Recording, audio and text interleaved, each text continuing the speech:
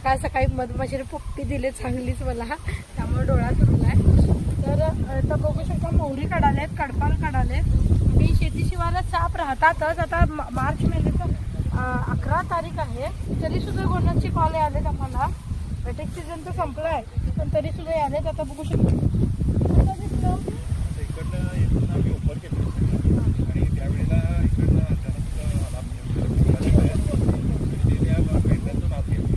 म्हणजे अचानकच झाला साप. म्हणजे असं हा तर साप तर रात्री फिरणारा आहे गोनस साप, पण दुपारचं कडक ऊन आहे, 12 वाजलेत आणि तरी सुद्धा तो अचानक आला.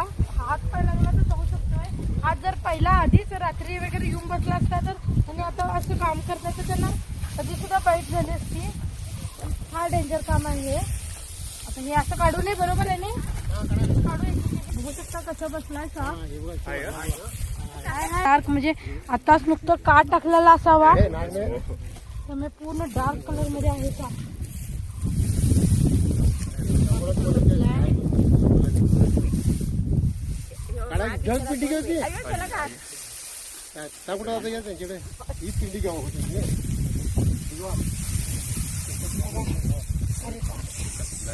हा डेंजर साप आहे.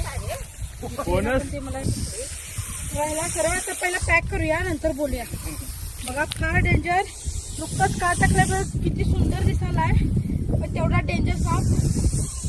पहिला पॅक करूया आपण ह्याला, सरळ पॅक करूया त्याला.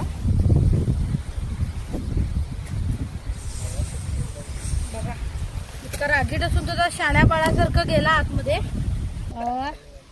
अबा मावशी शबास किती आले पकडल्यामुळे. तुम्ही डेंजर मध्ये, आम्ही तर संकट निवारण्यासाठी डोळ्याला काय करत घेतली, मधमाशी चावले मावशी. तर फार जास्त जर सापांशी कोणाचा सामना होत असेल तर शेतकऱ्यांचा, त्यामुळे खास करून शेतकऱ्यांनी फार दक्षता घ्यायला पाहिजे. आता हा जर आधीच येऊन बसला असता, त्यांनी बिनधास्त काढणार होते, ते पेंड्या चुकून बाईट झाला असता. त्यामुळे फार सांभाळून करायला लागतंय शेतातली कामं सुद्धा. तर आवडलं, त्यांना बरं वाटलं. त्याने काय म्हणायला लागले आल्यावर की आमच्यावरचं संकट टळलं. अजूनही भरपूर संकट आहे, कारण शेतातले भरपूर साप आहेत. आता एक पकडून नेला आम्ही, त्यामुळे बाकीचे साप नाहीत असं म्हणता येत नाही. त्यामुळे ते पण साप आहेत, त्यामुळे सर्वांनीच काळजी घ्यायला पाहिजे. आवडला व्हिडिओ जरूर लाईक करा. धन्यवाद.